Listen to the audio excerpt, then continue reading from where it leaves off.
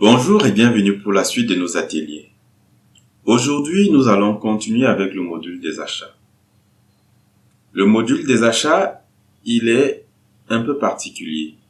Nous l'avons déjà un peu visité, mais aujourd'hui, nous allons nous attarder sur la création des produits et des différents types de produits.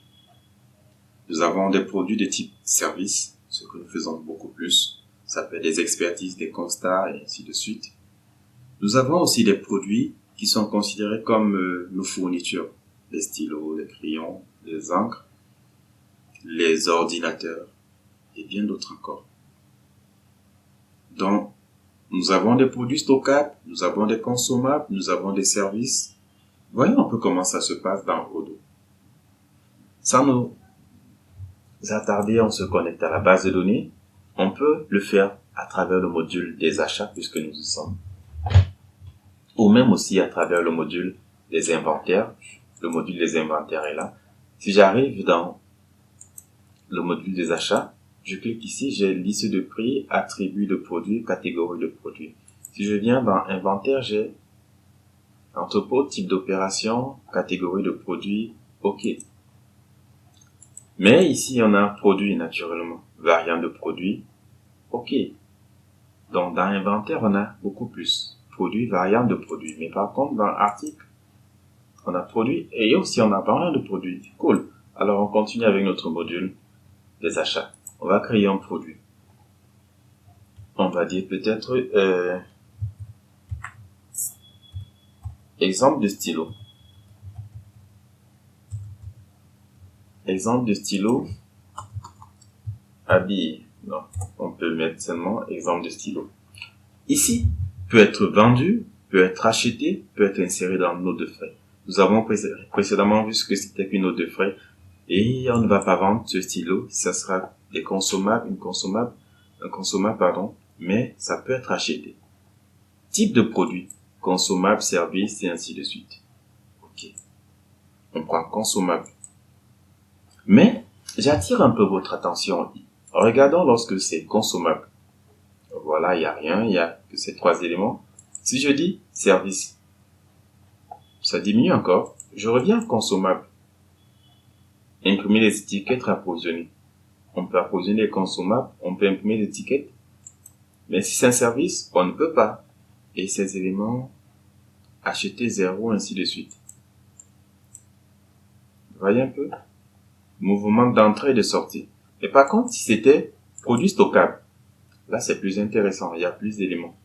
Mais ici nous sommes dans stylo, ça veut dire que ce sont des consommables, c'est inconsommables.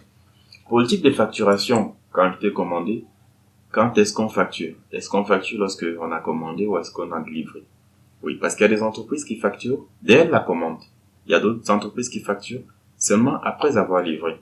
Bon, on va laisser là, même si c'est pas très intéressant. La taxe. Ah, notre taxe ici c'est 18% par défaut.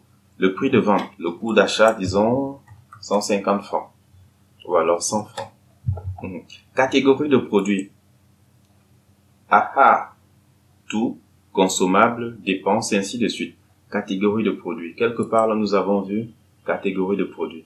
Comment créer des catégories de produits. Si je reviens là, dans le module des inventaires, on a toujours ces éléments. Catégorie de produits. On a ici. Je peux créer autant de catégories. Une catégorie. Exemple de catégorie. Catégorie mère. Je peux choisir. Cette catégorie dépend de quelle catégorie? Bon. Peut-être une dépense qui, elle, dépend des catégories et de toutes les catégories. Par exemple. OK. En principe, si j'actualisé ma page, j'allais retrouver exemple là ici. Mais étant donné que je n'ai pas actualisé, ah oui, elle est déjà là. Vous voyez un peu. Mais étant donné que ici, nous sommes dans un produit plus au réel, donc c'est un consommable. Alors, je vous montrerai juste comment créer des catégories de produits. On a créé une autre catégorie. S'il y a une référence interne, on mène la référence, un code barre, étiquette de produit, à quelle société elle appartient. Est-ce qu'elle appartient au Cameroun, au Tchad, en Centrafrique, à Madagascar, ou alors elle appartient à toutes les agences ou des entreprises? On ne met rien. Cet élément, vous allez le trouver dans tous les modules principaux, que ce soit les clients, les fournisseurs, les achats, ainsi de suite. Alors, ça vous empêche, lorsque vous êtes dans le cadre d'une multi-entreprise, vous avez plusieurs agences, ça vous dit, OK, lorsque vous avez créé un élément, cet élément-là peut être utilisable dans toutes les agences, mais sans pouvoir mélanger les comptes.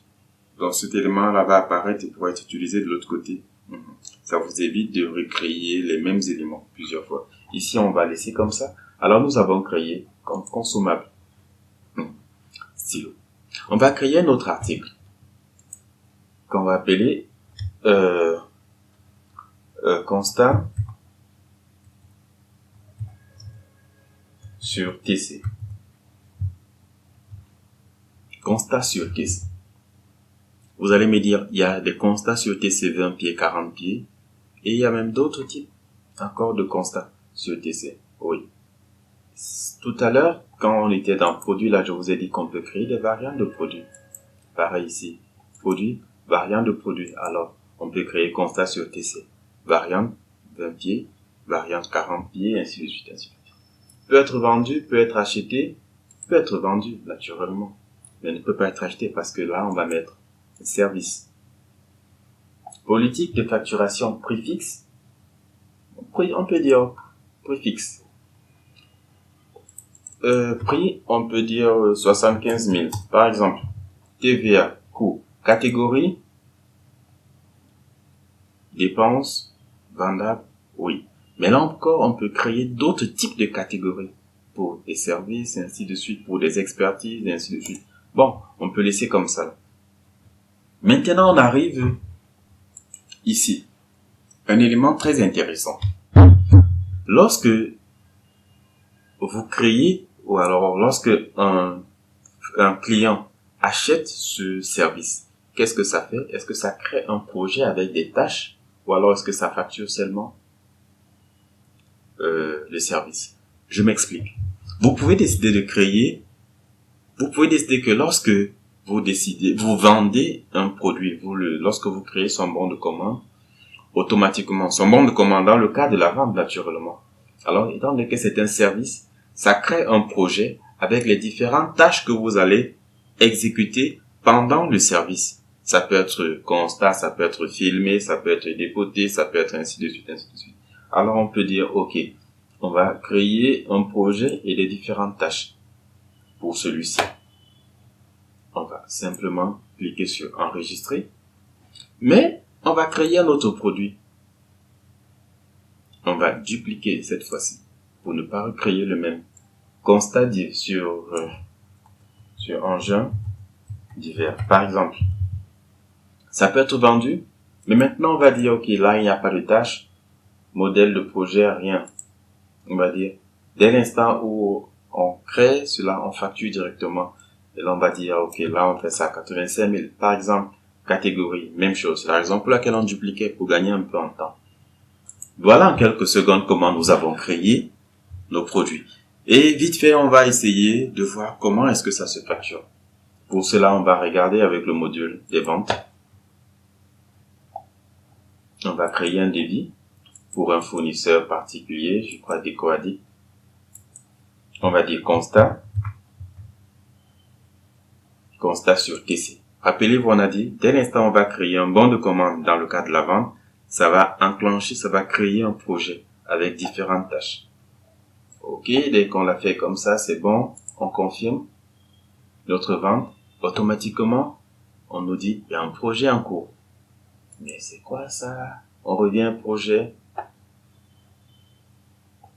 S00, bon de commande 0025, constat sur TC. Alors, c'est intéressant, n'est-ce pas? Revenons sur notre vente. Alors, si on voit ici le projet, là, on voit les tâches. Dans les tâches, on pourra créer autant de tâches. On pourra mettre des descriptions et bien de choses. On ne va pas entrer dans les détails. Cette fois-ci, on apprenait simplement à créer un bon de commande. Si j'enregistre, je reviens sur projet ici. Si je viens sur ce projet, on est sur ce projet. Voilà ce projet. On a les différentes tâches. Ah oui, ça nous donnera l'opportunité de créer, de travailler sur la gestion de projet. Alors, ça veut dire qu'on peut avoir un chantier avec plusieurs étapes. Alors, on aligne ces étapes et on facture progressivement, on facture l'ensemble. On va créer un autre bon de commande. Bon de commande, client, Azure intérieur, constat, sur engin divers.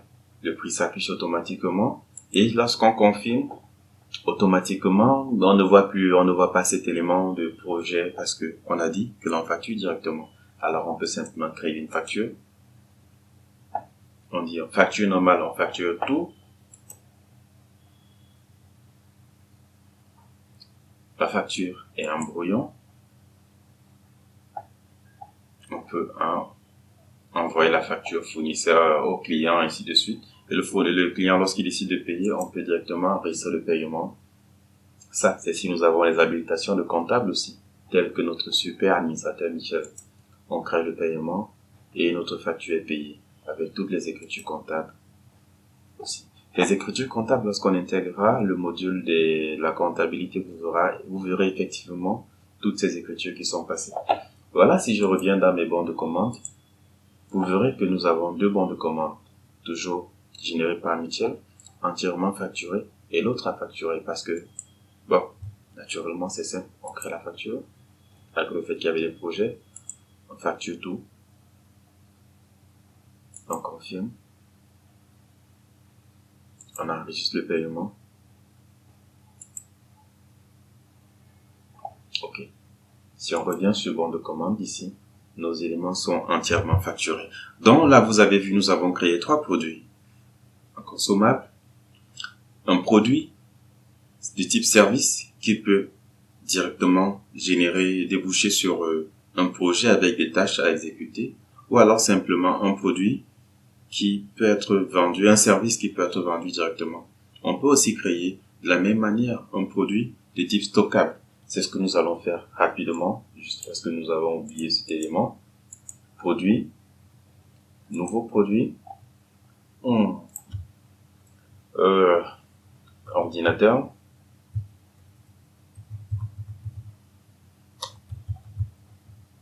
on ne donne pas de nom, peut être acheté, peut être vendu, mais là maintenant c'est un produit de type stockable. On va, règle d'approvisionnement, vendu, ainsi de suite, ainsi de suite. Politique de facturation, catégorie, article, vendable. On voit, on a attribut, on a vente, on a achat, on a inventaire maintenant, on a comptabilité. Des éléments inventaire qui ne s'affichaient pas dans le cadre des services parce que naturellement, on ne peut pas faire l'inventaire de service. Alors on enregistre. Lorsqu'on enregistre, les éléments s'agrandissent encore. Prix supplémentaire, 0 en stock, 0 prévision, aucun mouvement, ainsi de suite. Voilà un peu comment nous avons créé nos articles. Je vous recommande de vous exercer un peu. Comme je vous ai dit, ici, nous n'allons pas de manière linéaire, nous touchons un peu à tout, parce que l'objectif et l'idée, c'est de vous faire maîtriser le logiciel, l'outil, et non de vous faire maîtriser les différents processus. À très bientôt pour la suite, surtout pratiquer. Au revoir.